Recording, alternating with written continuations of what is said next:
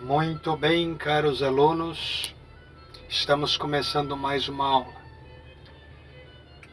Na verdade, devo uma explicação porque faz muito tempo que não postamos aulas e que, portanto, faz um bom tempo que não damos continuidade às etapas da história da filosofia em nosso curso gratuito. Porém, diversos fatores cooperaram para isto. Fatores ligados à minha saúde, fatores ligados também a um tempo de descanso que foi necessário para mim, antes inclusive de assumir uma vaga efetiva no meu município. Enfim, diversos fatores cooperaram para isto. No entanto, sempre alguma postagem, mesmo que imagens, escritos, nós colocamos tanto no nosso perfil de Instagram, como também Facebook. Enfim, sempre colocamos alguma coisa para não deixar totalmente parado, né, a nossa produção, né? Mas em todo caso, hoje nós estamos dando continuidade e de um modo todo especial, porque estamos no tempo pascal.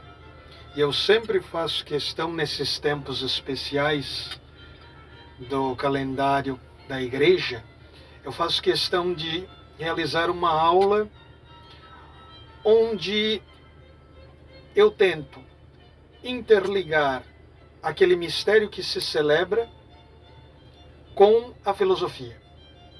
Até porque estas aulas e esse curso é de filosofia, mas isso não impede que hajam pontes que nos liguem à fé católica,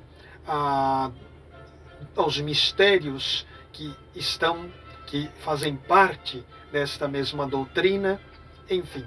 Até porque eu sou um filósofo, mas sou um filósofo católico, cristão católico. E todos já sabem bem sobre isto. O tema de hoje, o tema da nossa aula de hoje é o seguinte: ressurreição e filosofia grega. E justamente este tema foi tomado pelo fato de estarmos na Páscoa, estarmos celebrando o mistério pascal de Cristo, paixão, morte e ressurreição. E aqui está um ponto-chave para nós cristãos e para nós católicos especialmente, por ser eu católico. Celebrar a Páscoa é, antes de tudo, celebrar o Cristo que morre, ele padece e morre para salvar-nos. E ao padecer e morrer, Cristo realiza a sua vitória. Então, para um católico, a vitória de Cristo já se realiza na paixão e morte, porque Deus não pode, em sua natureza divina, sofrer e nem morrer. Isso era justamente necessário para a reparação do pecado do homem e para a sua libertação. Devemos nos recordar da pena que Deus concede a Adão e a toda a sua descendência pelo pecado, que é a morte. Do pó viestes, ao pó retornarás. Então tornava-se necessário que um Redentor viesse e morresse pela salvação de todos, derramasse o seu sangue. Isso para um judeu significa morrer, entregar a vida. Tanto é que nos sacrifícios que se realizavam no templo, era necessário separar o sangue do cordeiro, o corpo de um lado, o sangue do outro, para se concretizar o sacrifício, para que a vida fosse verdadeiramente consumada. E Cristo fez isto. Ele como Deus, mas também como homem. E por isso ele se faz homem, para poder morrer, sofrer, em vista da nossa salvação. Mas ao ressuscitar, ele nos manifesta essa vitória. Então a ressurreição é parte do mistério pascal, é parte fundamental, porque não bastaria vencer Satanás, vencer o pecado. Era necessário que essa vitória fosse pública, fosse visível, fosse concretizada visivelmente. Isso se dá na ressurreição. A ressurreição é consequência da vitória de Cristo. Quando Cristo desce aos infernos, quando Cristo liberta os justos, destrona Satanás, ele vence. E ao ressuscitar, ele manifesta essa vitória ao mundo. Então, isto é a doutrina católica. Também muitos outros cristãos creem desse mesmo modo, Mas eu falo como católico que esta é a doutrina de sempre da Igreja. Nosso Senhor verdadeiramente morreu, verdadeiramente sofreu em sua humanidade e em sua divindade, por meio da humanidade, obviamente, e ressuscitou verdadeiramente, isto é, aquele mesmo corpo que morreu, que estava lá morto, aquele mesmo corpo, ele volta à vida. A alma de nosso Senhor Jesus Cristo volta ao corpo de nosso Senhor Jesus Cristo. E aquele corpo é vivificado. Claro que em nenhum momento o corpo e a alma perdem a divindade. A divindade permanece no corpo, mesmo quando a alma está nos infernos. E a divindade permanece na alma também. Agora, quando se dá a ressurreição, a alma de Nosso Senhor e o corpo dele se unem novamente. E é claro que a partir dali Nosso Senhor manifesta em seu corpo todos os dotes de sua divindade, os dotes de sua vida divina. Por isso não temos mais um corpo mortal, passível, sujeito ao sofrimento, um corpo sujeito às leis do espaço e do tempo. Não, temos um corpo glorioso. Esse é o estado de Nosso Senhor após a ressurreição. Mas vamos lá. Agora nós fizemos um resumo da doutrina católica. E como relacionar isso com a filosofia grega? Bem, nós vamos relacionar isto com a filosofia grega usando de uma passagem dos Atos dos Apóstolos, onde São Paulo se depara com o mundo grego em sua visita a Atenas. Vocês devem se recordar dessa passagem. São Paulo está lá, visitando Atenas, e de repente ele se depara com o Areópago. Ou melhor, o Areópago não. O Areópago é o lugar onde ele vai discutir, explicar, explainar a doutrina. No entanto, ele se depara, passando pelas ruas de Atenas, por um lugar cheio de ídolos, cheios daquelas estátuas dos deuses gregos diversos, né? E cada estátua dessas tem o seu altar. Como era o costume dos gregos, eles adoravam esses deuses, prestavam culto a eles, oferecendo-lhes diversos tipos de oferendas, né? Mas só que havia ali um altar específico que não tinha imagem nenhuma. Ele estava vazio, não tinha estátua, não tinha ídolo algum. Mas havia, porém, uma inscrição ao Deus desconhecido. E é isso que São Paulo vai relatar nesse trecho, que é, na verdade, Atos dos Apóstolos, capítulo 17, versículo 21 ao 34. Ali ele vai relatar todo esse fato e, a partir daí, ele vai desenvolver uma pregação para introduzir na mente dos atenienses, dos gregos, dos filósofos epicureus e estoicos que o levaram para o local de discussão, né, que era o Areópago, esse lugar como se fosse assim, um estádio cheio de arquibancadas, um lugar assim, onde as pessoas se sentavam e ouviam quem estava ali no meio. Então era um lugar para ouvir as pregações, as explanações, as diversas teorias que naquele tempo circundavam o mundo grego e romano. Então, ali uma pessoa falava para os outros escutarem, como se fosse um palestrante nos dias de hoje, né? Então, São Paulo ali está. Eu não vou ler todo o texto, né, porque é bom até resumirmos um pouco disto, mas, como vocês sabem, ele explicou para aqueles atenienses que estava andando, viu o altar ao Deus desconhecido e tal. Então, a partir daí, o que sucede? Ele fala: bem, aquele Deus que vós adorais sem conhecer, esse é o que vos anuncio. Então, aqui está um ponto importante. São Paulo começa primeiramente não introduzindo-lhes no mistério da ressurreição, no mistério da encarnação do Verbo Divino. Não. Ele começa pelas origens, pelo primordial. Mesmo na ordem da revelação, Deus revelou as coisas gradativamente. Primeiro ele se revela como ser divino, criador.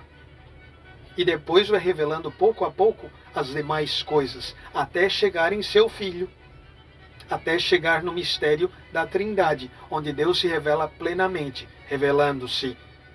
Primeiro revela-se o Pai, depois o Filho, e por fim o Espírito Santo, revelado pelo Filho e depois é enviado sobre os apóstolos. Então temos uma ordem, temos uma espécie de pedagogia divina, que é seguida porque os homens não teriam capacidade de compreender tudo de uma vez só. Por isso Deus usa dessa metodologia ou desta pedagogia para ensinar-nos, para revelar-nos. Tudo começa com a revelação da divindade.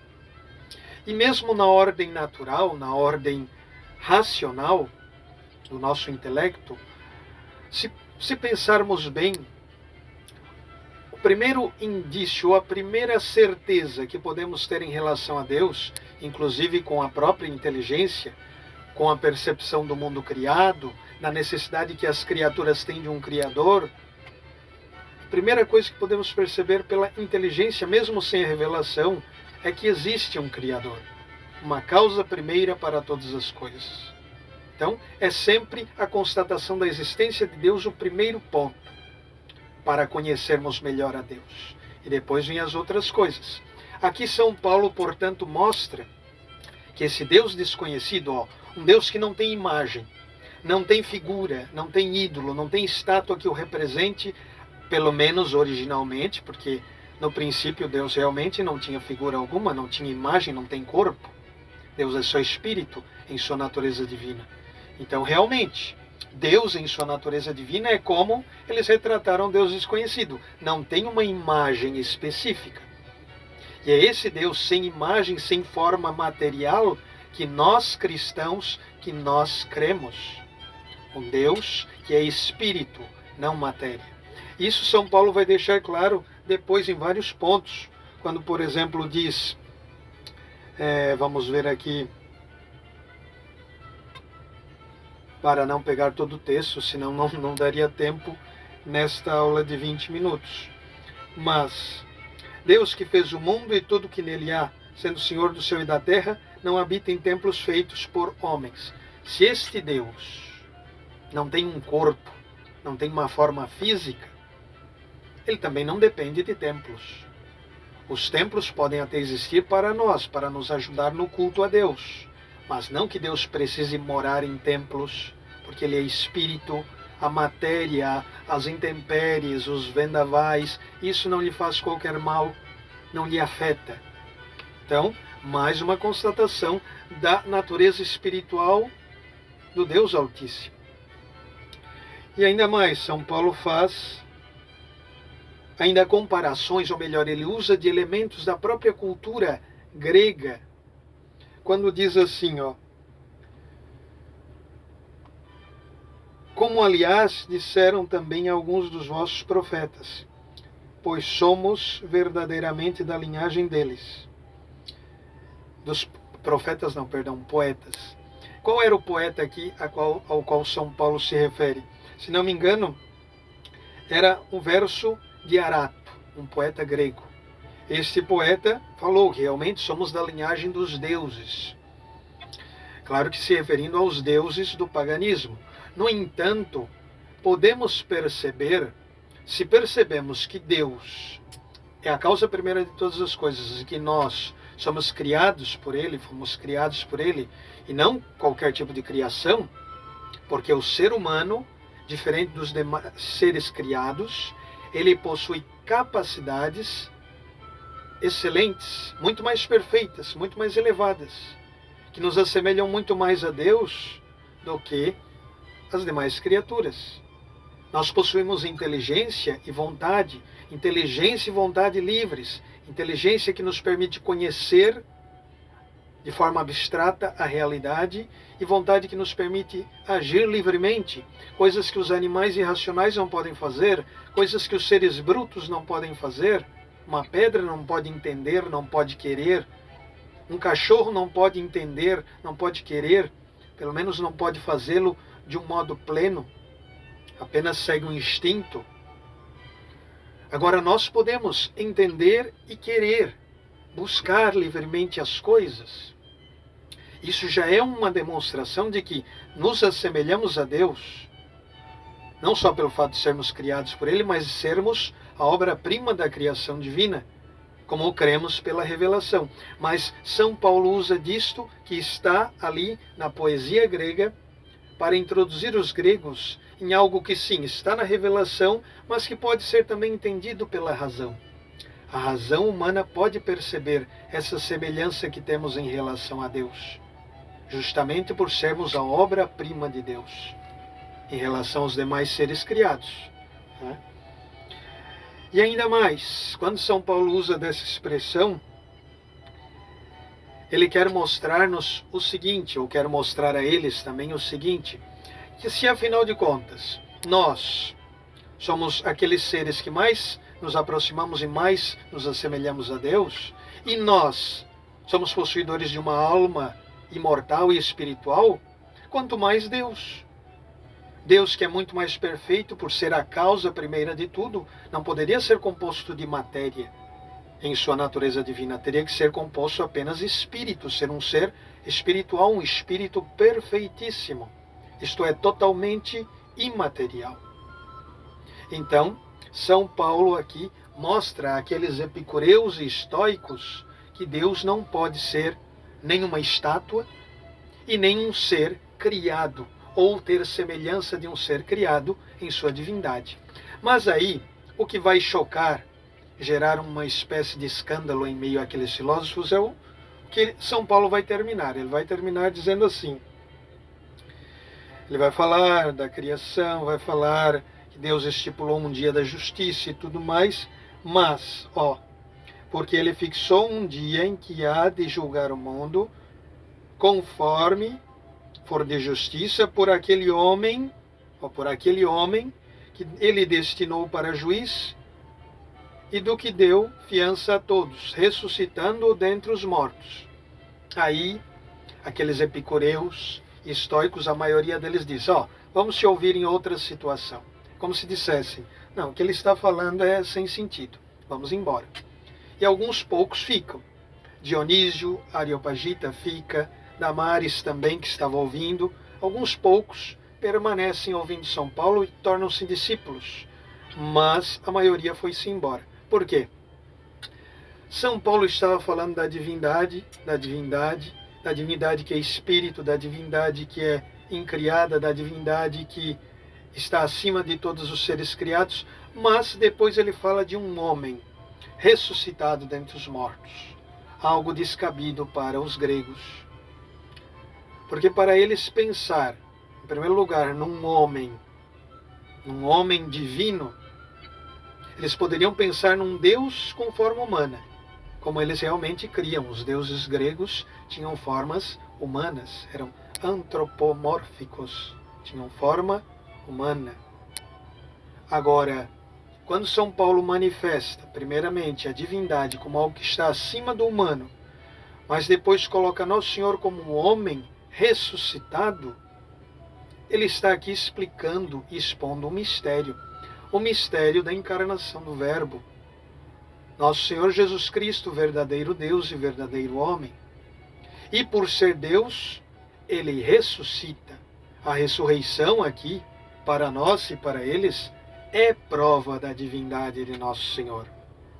Porque afinal de contas, Nosso Senhor Jesus Cristo ressuscitou a muitos. E os profetas, alguns homens no decorrer da história da salvação, também ressuscitaram outros.